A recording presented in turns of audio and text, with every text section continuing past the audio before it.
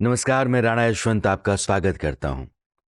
दिन, महीने, साल, ये समय की गिनती की इकाइयां हैं। हमारी याद भी कमोबेश। लेकिन दिन, महीने, साल में एक नयापन भी है।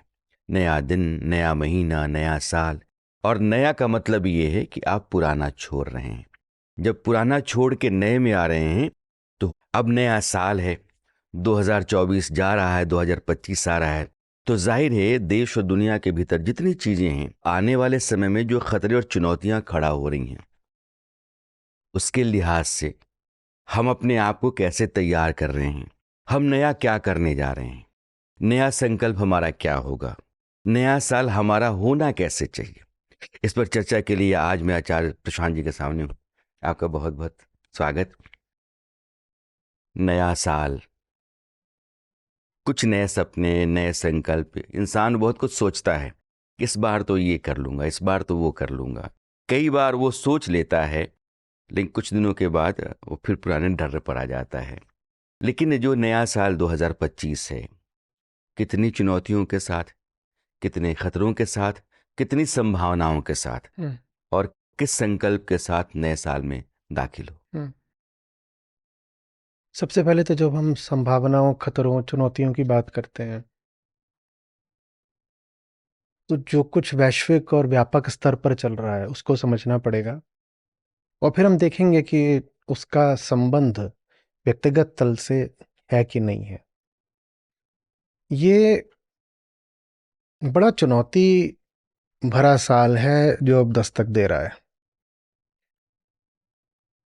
द्वितीय विश्व युद्ध के बाद से कम ही ऐसे साल रहे हैं जब एक नहीं दो दो बड़ी लड़ाइयाँ चल रही हों दुनिया में, और तीसरी जगह पर तनाव इतना हो कि लड़ाई कभी भी फूट सकती हो। तो मैं 2025 को जब देखता हूं तो पहली चीज ये देखता हूं कि इन दो युद्धों का होने क्या वाला है। हम्म। रूस यूक्रेन और मिडिल ईस्ट में जो चल रहा है, तो ये एक बड़ी चुनौती है। ये आ कहाँ से रही है वो आगे हम देख सकते हैं। संबंध उसका भी इंसान के दिल से ही है। हम्म। पर 2025 पे हम व्यक्तिगत तल पर कोई संकल्प लें या ये लें, उससे ज़रूरी है कि हम पहले देखें दुनिया में क्या हो रहा क्या है। हो रहा है। पहली चीज़ ये। और दूसरी चीज़ वो जो कि अगर ये दो युद्ध रुक भी जाएं तो भी इन दोनों युद्धों से वो बड़ा खतरा है, और ऐसा बड़ा खतरा है कि जितना बड़ा वो 24 में था उससे ज़्यादा बड़ा 25 में है, 26 में और बड़ा होगा। और 20 साल 50 साल बीतते बीतते वो खतरा इतना बड़ा हो जाएगा हम्म। कि उस खतरे को बड़ा बोलने के लिए भी शायद कम ही लोग बचें। Global warming. Global warming, climate change. Climate change. Climate change. हम्म। तो 2024 में भारत को आप देखेंगे ना, तो हमारे 95% दिन करीब ऐसे थे 365 में से, जब कोई ना कोई एक्सट्रीम वेदर इवेंट, चाहे कहीं वो ना कहीं रहा है। भारत में कहीं ना कहीं चल रहा था। हम्म। इसी तरीके से दुनिया के अलग अलग हिस्सों में जो सबसे ज्यादा गर्म दिन इस साल में हमने अनुभव करे हैं, इतने इंसान के इतिहास में हमने कभी नहीं अनुभव करे। 2024 अब तक का सबसे गर्म साल रहा। 2024 अब तक का सबसे गर्म साल रहा, और 2024 के महीने और दिन और हफ्ते, माने आप जिस भी स्तर पर औसत निकालें, वो भी सबसे गर्म रहे हैं। और ये सबसे खतरनाक बात नहीं है। सबसे खतरनाक बात यह है कि 2024 2025 की तुलना में आपको ठंडा लगने वाला है। यानी 2025 ज्यादा गर्म होगा। और ज्यादा गर्म होगा, और वो भी उतनी खतरनाक बात नहीं है। और खतरनाक बात यह है कि 26 और 27 की तुलना में आपको 25 बहुत ठंडा लगेगा। तो ये तो एक सतत प्रक्रिया शुरू हो गई। ये एक सतत प्रक्रिया शुरू हो रही है जिसका अंत हमारे अंत के साथ होगा। और हमारा अंत हो भी जाए, वो शायद उतनी भयावह बात नहीं है। भयावह बात यह है कि हम सबका अंत कराने के बाद अपने अंत पर आने वाले हैं।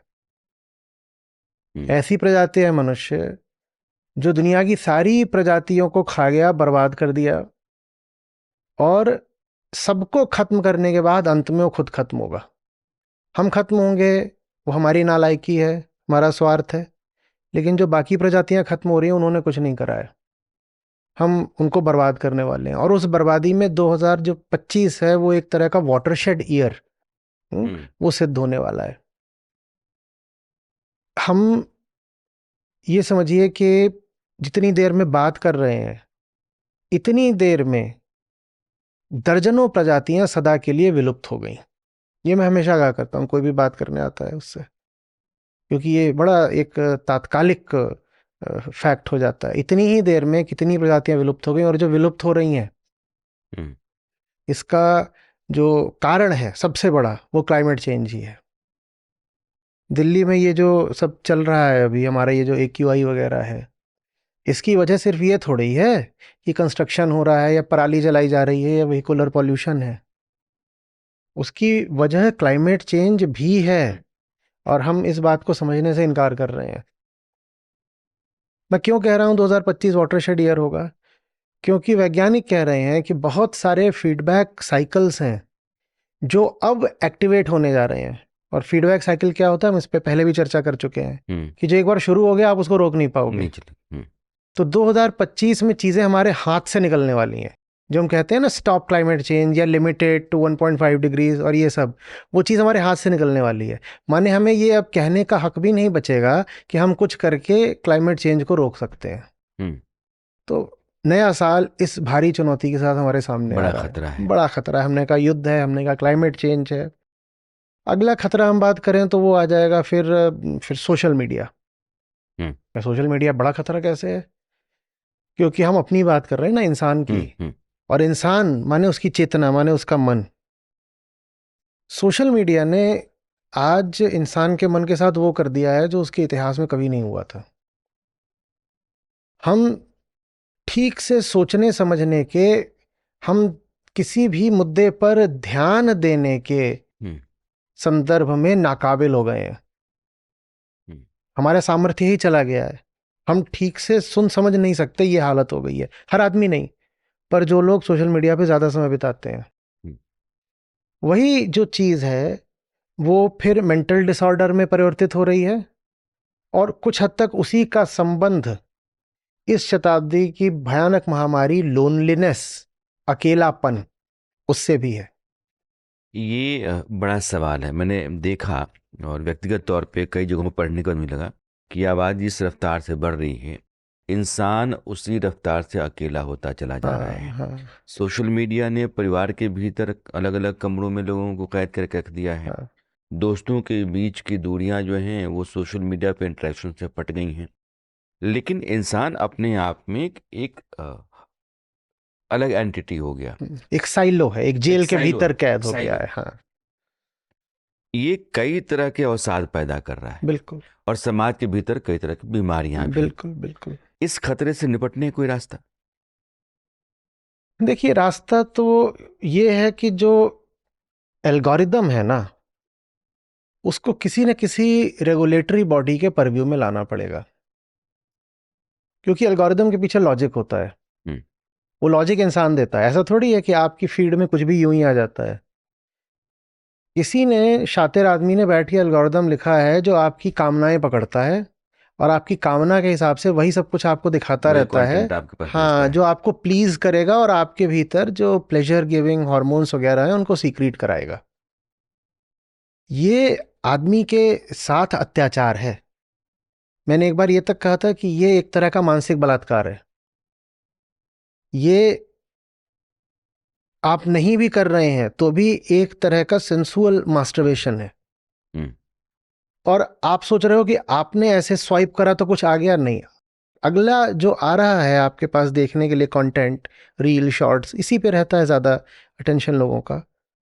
वो पीछे कोई बहुत चालाक आदमी बैठा हुआ है जिसने आपको पकड़ने के लिए इस तरीके से व्यवस्था बनाई है कि आप उसमें हुक्ड रहोगे, आप हट नहीं सकते हो। और वहां आपको सच नहीं दिखाया जाएगा, वहां आपको वो दिखाया जाएगा जो आपको अच्छा लगता है। जो आपको अच्छा लगता है, अच्छाई और सच्चाई, ये दोनों अलग अलग बातें होती हैं। हमारे बड़े लोग, पीछे के पुरखे हमें बता गए थे, ऋषियों ने कठोपनिषद में लिखा था कि श्रेय और प्रेय अलग अलग होते हैं। नचिकेता, इतना समझो। और जो लोग श्रेय का मार्ग छोड़कर प्रेय के मार्ग पर जाते हैं उनका समूल विनाश हो जाता है। तो जो सोशल मीडिया है ये हमें प्रेय के मार्ग पर भेजती है। प्रेय माने जो प्रिय लग रहा है, जो पसंद आ रहा है। भाई मुझे पसंद आ रहा है तो मुझे दिखाया जाएगा, ये दिखाया जाएगा। वही वही देख रहे हो जो तुम्हें पसंद आ रहा है, और जो पसंद आ रहा है उसमें सच्चाई कहीं नहीं है, वो तुम्हें और ज्यादा झूठ में कैद कर रहा है। अब एल्गोरिदम को असिस्ट करने के लिए एआई भी आ गया है। तो अब क्या हो रहा है कि जो कुछ मौजूद नहीं भी था वहां पे आपको खुश करने के लिए, आपके मन को एल्गोरिदम पढ़ करके उसको क्रिएट कर देता है और आपको दिखा देता है। और जितना अभी दिखा रहा है उससे कहीं ज्यादा 2025 में दिखा देगा। तो ये होगी गजब तरीके की लोनलीनेस, जिसमें आपको किसी इंसान की लगेगा कि जरूरत ही नहीं है, क्योंकि मेरी सारी कामनाओं को तो ये स्क्रीन ही पूरा कर दे रही है ना। और जितना आप खुद को नहीं जानते होंगे उससे ज्यादा एल्गोरिदम आपको जानता है। तो आपकी कामना की, आपके भोग की, आपकी हवस की एक एक सामग्री स्क्रीन पर आपके सामने आती जाएगी और आप बिल्कुल रोमांचित होते जाओगे, पुलकित होते जाओगे, आप स्क्रीन से चिपकते जाओगे। जितना आप स्क्रीन से चिपकते जाओगे उतना आप यथार्थ से, परिवार से, समाज से, दोस्तों से दूर होते जाओगे, क्योंकि स्क्रीन ही अब आपकी जिंदगी बन गई है ना। आपको किसी और के साथ जाने की जरूरत क्या है? और स्क्रीन को इस तरीके से तैयार किया जा रहा है कि आप उसमें बिल्कुल घुसे रहो, घुसे रहो, घुसे रहो। मैंने ये बहुत बड़ा खतरा है। अब मैं वॉर के खतरे की बात करता हूं, आप तुरंत मान लोगे क्योंकि उसमें बम फटता दिखाई देता है। मैं क्लाइमेट चेंज के खतरे की बात करता हूं, उसमें भी आप मान लो क्योंकि उसमें तूफान आता दिखाई देता है, ज्यादा बारिश होती दिखाई देती है, सूखा पड़ता दिखाई देता है, समुद्र तल का उठना दिखाई देता है, प्रजातियों का विलुप्त होना दिखाई देता है। ये सब खतरे की बातें लगती हैं, भयानक लगती हैं।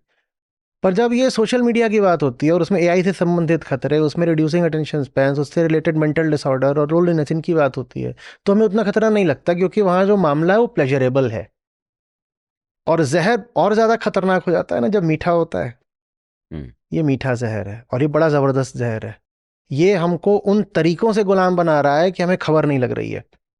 कोई आपको आकर के कॉलोनाइज करे बाहर से, जैसा कैपिटलिज्म में हुआ कि जाओ पूरे देश को कॉलोनाइज कर लो, तो आपको पता लगता है, आप विरोध करते हो, आपके यहाँ क्रांतिकारी पैदा होते हैं, गोली चलाते हैं, बमों के धमाके करते हैं, आप आज़ादी पाने की कोशिश करते हो।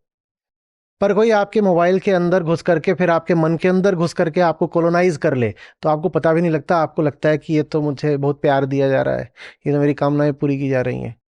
ये जो सोशल मीडिया है आज आपको बंधक बनाने का, कॉलोनाइज करने का और आपको लूटने का बिल्कुल नायाब तरीका है। और उद्देश्य इसका बिल्कुल वही है जो ईस्ट इंडिया कंपनी का था।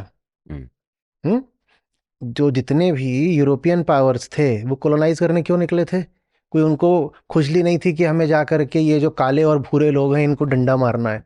वो कॉलोनाइज करने निकले थे पैसे के लिए। चाहे वो चाइना की ओपियम वॉर्स हो, चाहे भारत का कॉलोनाइजेशन हो, चाहे अफ्रीका का स्लेव ट्रेड हो, वो सब किस लिए था? वो सब पैसे के लिए था। तो यहां से भी जो आपको कॉलोनाइज किया जा रहा है ना, पैसे के लिए किया जा रहा है। उसके खिलाफ आप विद्रोह भी कर सकते थे, इसके खिलाफ आप विद्रोह भी नहीं करोगे। ये 2025 का बहुत भयानक खतरा निकलने वाला है। वॉर्स, क्लाइमेट चेंज के बाद ये अगला खतरा है। ये बहुत इंटरेस्टिंग मामला है। आचार्य जी कह रहे हैं कि पूंजी के जरिए निवेश करके या किसी की खेती, किसी का उत्पाद, इसका दोहन करके आप पैसा कमा रहे तो दिखता है, लेकिन आपकी जो मानसिक कुंठा है या यौन कुंठाएं हैं, उन कुंठाओं को पूरा करने के लिए यह जो सोशल मीडिया के जरिए कंटेंट आप तक पहुंचाया जा रहा है वो अभी एक तरह का उपनिवेशीकरण है। कॉलोनाइज किया जा रहा है, वहां से पैसा वो खींच रहा है और आपको अपना गुलाम बना रहा है। ये बहुत दिलचस्प बात है। मुझे लगता है कि इस तरीके से तो नहीं देखा गया होगा इसको। लेकिन एक खतरा और है, OTT पर जो कंटेंट आता है और वो खुला हुआ मंच है, आपके बच्चे आसानी से वहाँ तक जा सकते हैं। और OTT दरअसल एक तरह से सेमी पोर्न कंटेंट ही लेकर के आता है, पोर्न कंटेंट कहें उस तरह का है। और इसमें एक बड़ी आबादी जो हमारे बच्चों की है, किशोर अवस्था के में जो लड़के हैं, वो बीमार हो रहे हैं और पथभ्रष्ट हो रहे हैं, डिरेल्ड हो रहे हैं। और ये खतरा आपकी नई पीढ़ी के सामने बहुत बड़ा है। यह भी 2025 में एक बड़ा संकट है। वो वही चीज है ना, कुछ भी ऐसा दिखाओ जो देखने वाले को प्लेजर दे देगा, तो वो जो चीज़ दिखाई जा रही है उसमें हुक्ड रहेगा, और साथ ही साथ उसको एक भ्रम बना रहेगा कि ये जो हो रहा है ये तो मेरी चॉइस से हो रहा है, क्योंकि मैंने ये चैनल चुना था, या मैंने स्वाइप किया तो ये आया था, या फलाने को मैं फॉलो करता हूँ इसलिए आ रहा है। हमें पता भी नहीं लगेगा कि तुम उसे फॉलो कर नहीं रहे हो, तुम्हें करवाया जा रहा है। कोई धक्का दे के काम कराए, डंडा मार के, बंदूक दिखा के, तो पता चल जाता है कि हमारे साथ जबरदस्ती हो रही है। हम्म। पर चुपचाप आपको ललचा ललचा के आपसे काम करा लिया जाए तो आपको पता भी नहीं लगता कि आपके साथ जबरदस्ती हो रही है। और जबरदस्ती कराने का तो ये बहुत पुराना तरीका रहा है ना। आपने यौन कुंठा की बात करी, इंसान को उसके सेक्सुअल सेंटर पर पकड़ लो, वो कहीं नहीं जाने वाला। अब किसी को गुलाम बनाना हो, बहुत तरीके होते हैं, जिसमें से एक बड़ा काम का तरीका होता है सेक्स। तो ये वही तरीका है जो आज चलाया जा रहा है। बहुत पुराने हैं, ये जंगल के तरीके हैं जो नए अवतारों में, बिल्कुल आधुनिक और एआई वाले अवतारों में हमारे सामने आ रहे हैं, और हमारे पास कोई कोई समाधान नहीं है। हम जानते हैं इनसे कैसे निपटना है। एक मसला और है रेडिकलाइजेशन का। ये हाँ, दुनिया जो है, अभी सीरिया या गाज़ा या बांग्लादेश, म्यांमार में भी कमोवेश अब जाते हैं तो देखते हैं कि जो बौद्ध हैं, जिनको लेकर के महात्मा बुद्ध ने एक अलग तरह की परिपाटी शुरू की, वो भी मार्शल कौम हो गई और उसने भी फौज बना ली। हाँ जी, ये खतरा मुझे लगता है कि 2025 में बढ़ेगा। बहुत बड़ा है। इसमें आपको ना पूरी दुनिया को ही जोड़ देना चाहिए। ये जो रेडिकलिज्म है और एक्सट्रीमिज्म है, कट्टरवाद, ये पूरी दुनिया पर ही छा रहा है। अभी अमेरिका में जो चुनाव हुए हैं, आपको क्या लग रहा है कि इस पर वो जो कट्टर धर्म होता है उसकी छाया नहीं थी? हम्म। हम्म? पाकिस्तान, अफगानिस्तान, मिडिल ईस्ट में जो लड़ाई चल रही है, आपको क्या लग रहा है ये सिर्फ जियोपॉलिटिकल है? एसेंशियली वो एक रिलीजियस स्ट्राइफ है, वो एक धार्मिक युद्ध है। भले ही ऊपर ऊपर से उसने जियोपॉलिटिक्स का चोला पहन रखा हो। हम बांग्लादेश की, पाकिस्तान की बात कर रहे हैं, दोनों के बीच में जो हिंदुस्तान है उसको हम भूल सकते हैं क्या? हम्म। हिंदुस्तान में हर तरीके से क्या रेडिकलिज्म नहीं बढ़ रहा है? जब बौद्धों की आपने बात करी, तो उसमें हम लंका को भूल सकते हैं क्या? हम्म। जो इतनी लंबी वहां लड़ाई चली, वो वास्तव में क्या बौद्धों और हिंदुओं के बीच में नहीं थी? हम्म। हम्म? तो धर्म का विकृतीकरण जो हो रहा है, वो इंसान को कहीं का नहीं छोड़ेगा, क्योंकि man is a spiritual animal before he is a social animal. मैंने कहा है, किसी ने और ने नहीं है, उद्धृत नहीं कर रहा हूं। तो हम वो लोग हैं ना, हम चेतना के लोग हैं, हम जंगली जानवर नहीं हैं। हम्म। और ये जो चेतना है ना हमारी, ये मांगती है, ये पूछती है, बताओ सच क्या है, मुझे झूठ में नहीं जीना। सच की उसी तलाश को धर्म कहते हैं। भ्रमों में न जीने को, आंतरिक बंधनों को चुनौती देने को धर्म कहते हैं। तो धर्म जो होता है वो मनुष्य की भीतरी सारी बीमारियों की रामबाण दवा होता है। और दवा ही अगर जहर बन जाए हम्म। तो इंसान को कौन बचाएगा? धर्म जिसको दवा का काम करना चाहिए था, उसमें पता नहीं क्या क्या मिला दिया कि वो बिल्कुल जहरीला हो गया है, और दुनिया में हर अभी जगह। एक बहुत बड़ा बयान आया आरएसएस प्रमुख मोहन भागवत का। उन्होंने कहा कि एक अयोध्या का मामला था हम्म। और वो एक अलग तरीके से इस देश में रखा गया, उसका निपटारा हो गया, बात यहीं तक खत्म हो जाती है। आगे जो है इस सिलसिले को बढ़ाना ठीक नहीं है। देखिए, धर्म का प्राथमिक सरोकार इंसान को मुक्ति देने से होता है। हम्म। मैं अपनी जीवन ऊर्जा को अंड बंड दिशाओं में न लगाऊं। मुझे पता रहे मैं हूं कौन, ताकि मैं कामनाओं के पीछे गुलाम बनकर ना भागूं। मैं दूसरे को भोग की दृष्टि से देख करके रिश्ता ना बनाऊं। धर्म इन बातों से संबंध रखता है। धर्म का मतलब वो सब नहीं होता जो आजकल चल रहा है। हम्म। हम्म?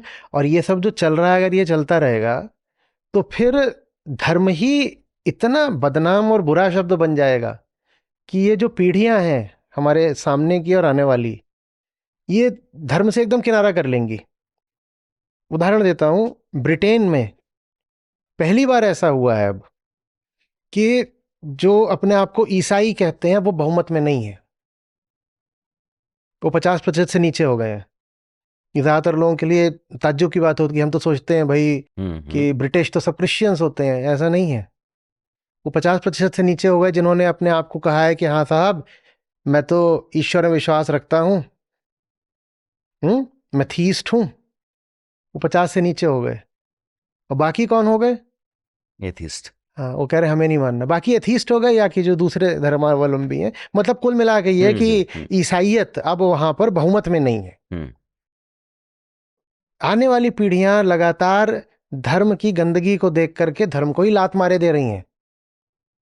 तो सब जो जीलॉट्स है ना, उन्मादी लोग जो कहते हैं हम धर्म की रक्षा के लिए सामने आ रहे हैं, हम तो धर्म को बचा जाएंगे, धर्म को बचाना बहुत जरूरी है, धर्म खतरे में है, मैं उनसे कहना चाहता हूं कि तुम जो कर रहे हो उसके कारण धर्म एकदम बर्बाद हो जाएगा, मर जाएगा। क्योंकि तुम किसी को जबरदस्ती तो धार्मिक नहीं बना सकते ना।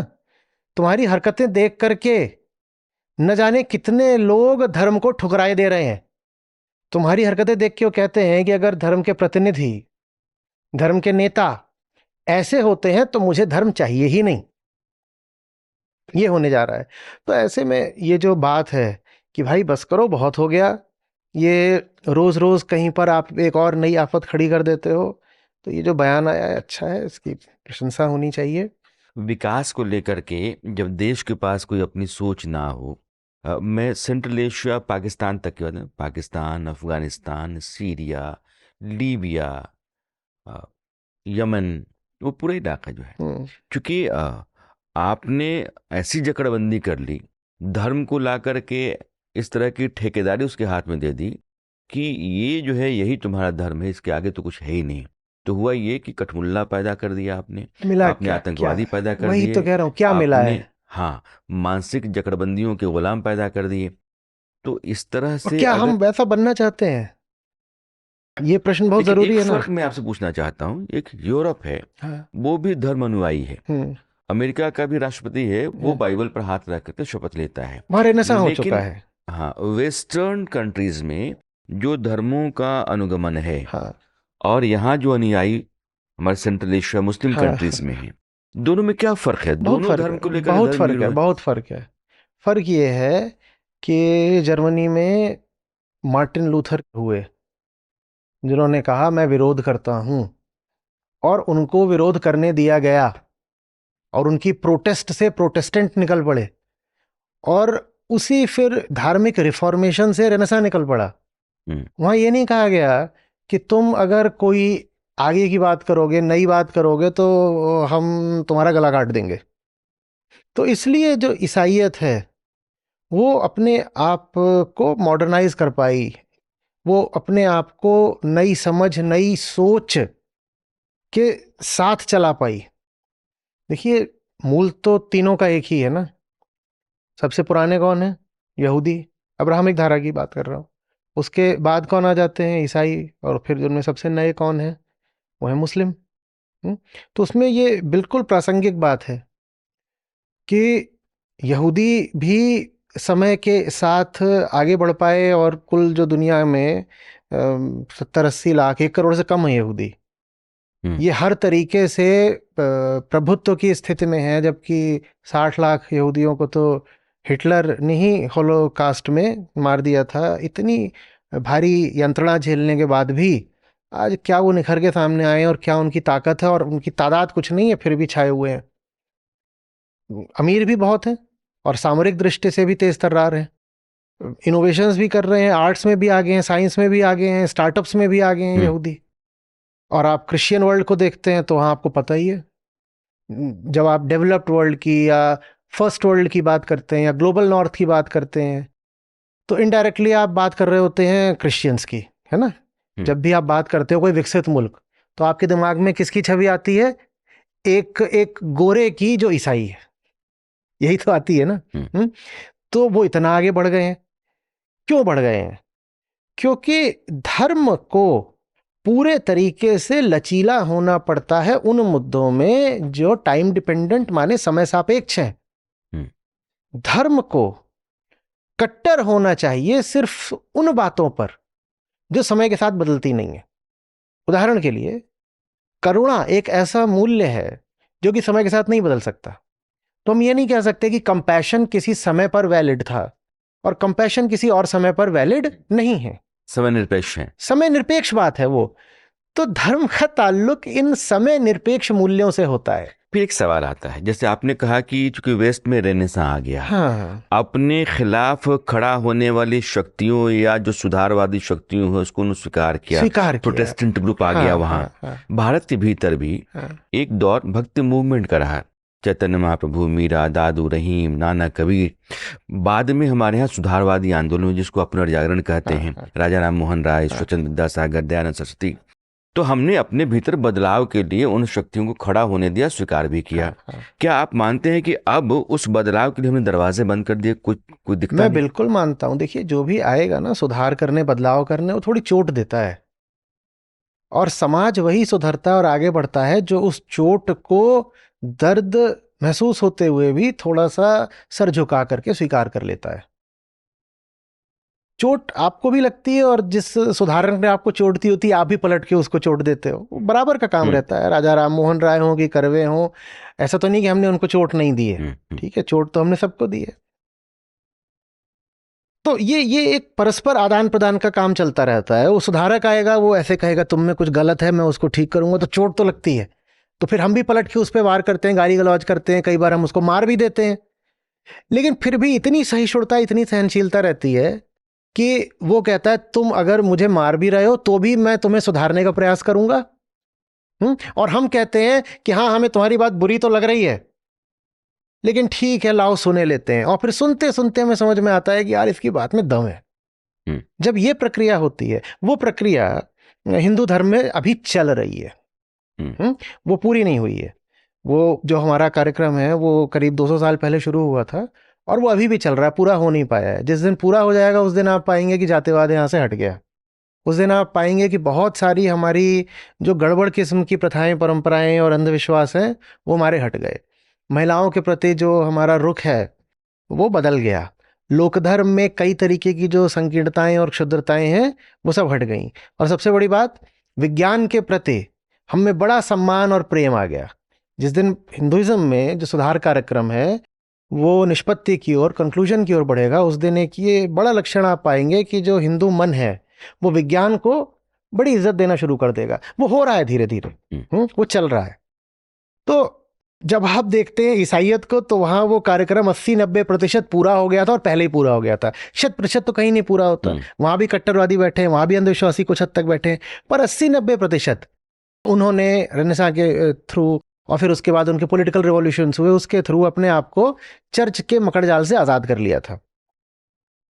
हिंदू धर्म में वो प्रक्रिया चली रही है, इस्लाम में शुरू ही नहीं होने पाती। अब जब शुरू ही नहीं होगी तो फिर क्या होगा? शुरू नहीं होगी तो यही होगा कि बस लड़ाई झगड़ा मारपीट चल रहा है। एक प्रिमिटिव सा माहौल देखने को मिलता है। कहीं पर भी कोई उदारवादी सोच नहीं होती। आधी आबादी महिलाओं की है, वो कैद रहती है, उसको बाहर नहीं निकलने देते, उसको पढ़ने नहीं देते, उसको पॉलिटिकल और इकोनॉमिक पार्टिसिपेशन नहीं देते। और जब सब बड़ी अजीब सी हालत है। ये धर्म के लक्षण थोड़ी हैं। धर्म का काम ये सब करना थोड़ी है। धर्म का काम क्या करना है, हमने बात करी ना। धर्म का काम है इंसान को भीतर से आज़ादी देना। हमारे भीतर कुछ बैठा है जो हमेशा परेशान रहता है, बड़ी बेचैनी में, बड़ी तड़प में रहता है। धर्म का काम होता है उसको ज़रा सा बोध देना, ज्ञान देना, और उसको शांत कर देना। इसी को मुक्ति कहते हैं। इसकी जगह जब धर्म ये सब कराने लग जाए कि इसको मारो, उसको मारो, उसके घर में आग लगा दो, उसका गला काट दो, उसको बोलो। अभी अफगानिस्तान में क्या हुआ है पता है? अभी उन्होंने और ज़्यादा कर दिया है कि महिलाएं पढ़ने भी नहीं जा सकती, और कर दिया है। और ये सब किसके नाम पे कर रहे हैं? वो इस्लाम, ये धर्म के नाम के, इस्लाम के नाम पर कर रहे हैं। तो फिर तो और क्या हो रहा है कि एक तरह का डोमिनो इफेक्ट चल रहा है, एक रिएक्शनरी इफेक्ट चल रहा है। जो इस्लामिक फंडामेंटलिज्म और रेडिकलिज्म है उसकी प्रतिक्रिया में, और कई बार उसको बहाने की तरह इस्तेमाल करके, इस्लामिक रेडिकलिज्म भी शुरू हो गया है और हिंदू रेडिकलिज्म भी शुरू हो गया है। मैं नहीं कह रहा कि वो नेसेसरली, एसेंशियली एक प्रतिक्रिया के तौर पे ही आ रहा है, लेकिन अगर आप उनसे बात करेंगे तो वो यही कहते हैं कि अगर ये इतनी गड़बड़ कर रहे हैं, अगर ये इतने कट्टर हैं, मुसलमानों की ओर उंगली दिखा करके वो कहते हैं कि अगर ये इतने कट्टर हैं, हमारी मजबूरी है, तो फिर हमारी मजबूरी है, हम भी कट्टर हो जाएंगे। अब चूंकि 2025 के पड़ाव पे हैं, आपने दो बातें कही कि हिंदू धर्म के भीतर बदलाव की प्रक्रिया चल रही है, उसको पूरा होने में अभी वक्त लगेगा। हाँ। पहली बात यह है कि 2025 में चूंकि सरकार ने महिलाओं की हिस्सेदारी 1/3 चुनाव में कर दी है, तो 2026 ऑनवर्ड्स आपको दिखाई पड़ता है। दूसरा कि मुस्लिम समाज के भीतर शाहबानों का फैसला जो था उसने एक देश में एक अलग तरह की खदबदाहट पैदा कर दी थी। हाँ।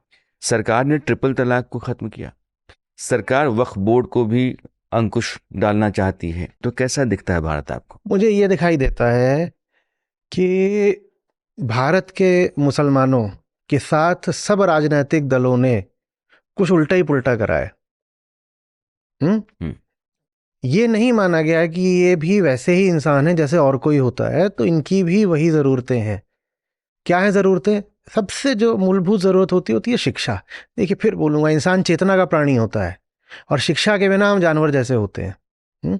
तो कभी हमने उनको वोट बैंक की तरह करा, कभी हमने ये करा कि कोर्ट भी अगर कोई प्रोग्रेसिव फैसला दे रहा है तो हम संसद के माध्यम से शाहबानो केस हम कोर्ट को भी सुपरसीड करे दे रहे हैं।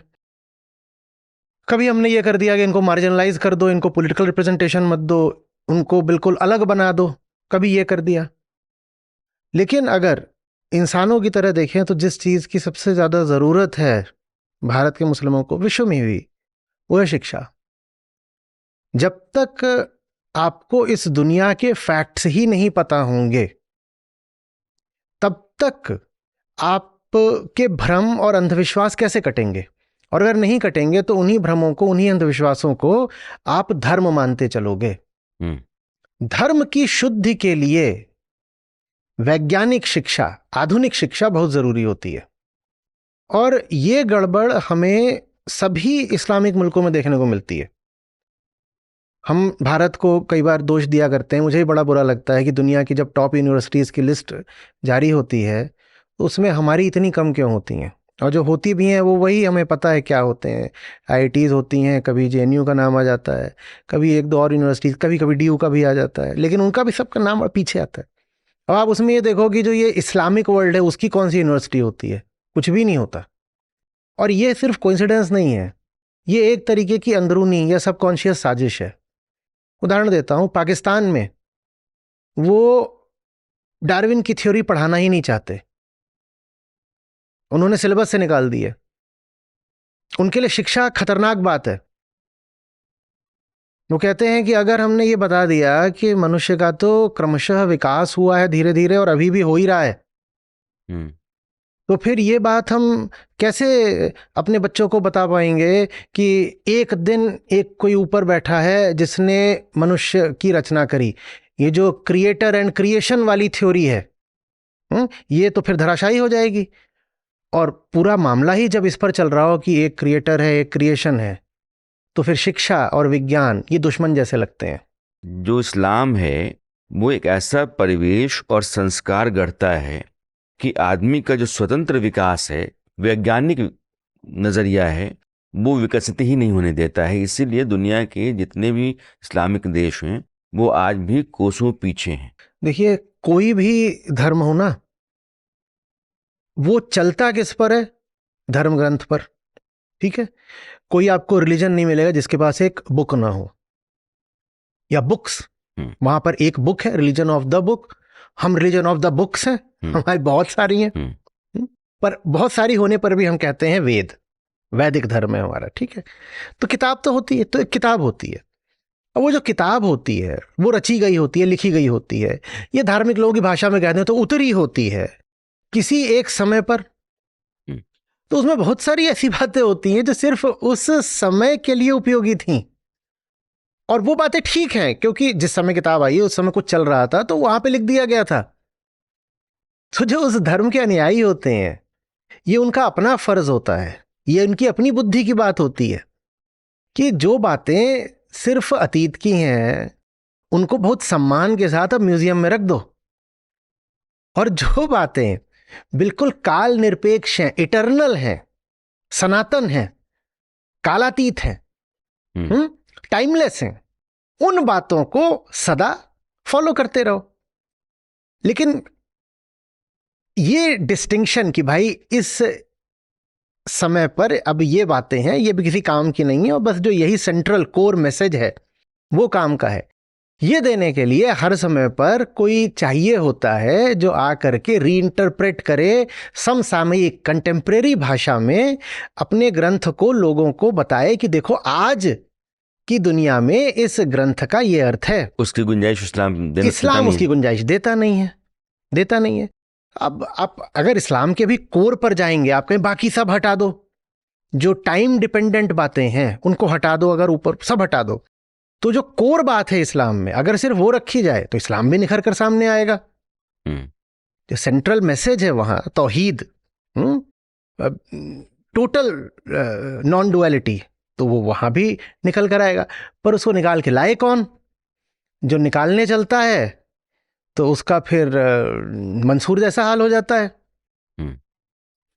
मंसूर का हाल पता है ना आपको, कि एक बार में नहीं मारेंगे, तरीके तरीके से मारेंगे, आंखें निकाल लेंगे, नाक काट लेंगे, जीभ काट लेंगे, तड़पा तड़पा कर मारेंगे। आदमी कहता है भैया हमको सुधारक नहीं बनना है। तो ये भी हो सकता है कि जो भारत का भी इस्लामिक समाज है वो चूंकि उसी परिवेश, उसी धार्मिक सूत्र वाक्यों और संस्कार के भीतर रहता है, इसलिए बहुत कोशिश करने के बाद भी उसमें बदलाव आप नहीं देख पाते हैं। वो तो है ही है। देखिए, कोई भी व्यक्ति जो बिल्कुल फंडामेंटल बात को पकड़कर नहीं चलेगा वो धर्म के नाम पर धोखा ही खाएगा, खुद भी बीमार होगा, दूसरों को भी बीमार करेगा, चाहे कोई धर्म हो।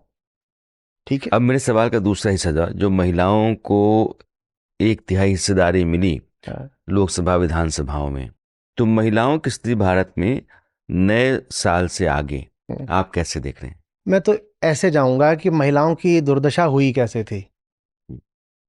अगर हम ये समझ जाएं कि बीमारी कहाँ से आ रही है तभी दवाई बना सकते हैं ना। दुर्दशा हुई कैसे थी महिलाओं की? अब प्रकृति में तो महिला और पुरुष एक बराबर ही पैदा होते हैं। घर में लड़की हुई है, लड़का हुआ है, वहां तो कोई ऐसा भेद होता नहीं है, 2 बच्चे हैं, पैदा हो गए हैं।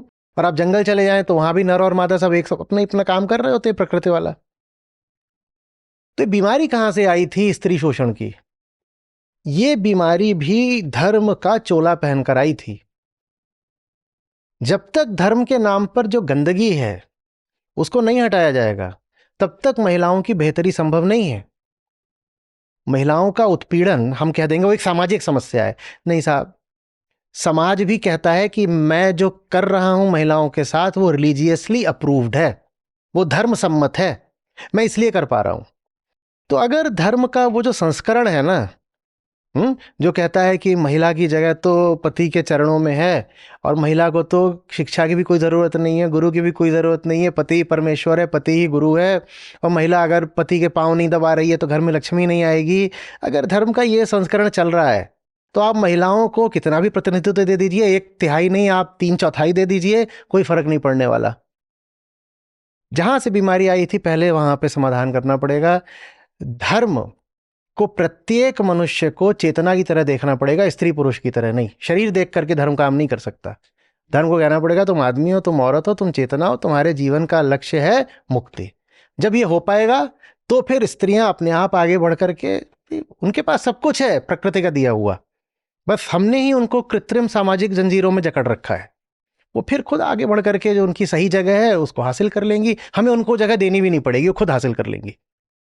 अच्छा जी, नए साल पे मैंने सोचा कि संकल्पों को लेकर के हम बढ़ेंगे, लेकिन आपने कहा कि चुनौतियां कहीं बड़ा प्रश्न है, बिल्कुल, और नए साल में इन चुनौतियों को समझना बहुत ज़रूरी है। मुझे लगता है कि हमारे दर्शकों को आपके ज़रिए ये समझ में आया होगा कि 2025 नया साल तो है, लेकिन ये कहीं ज़्यादा ख़तरों के साथ है 2024 के मुकाबले, और इस लिहाज से दुनिया को, इंसान को तैयार होना चाहिए। बहुत बहुत शुक्रिया आपका बात करने के लिए। Thank you sir.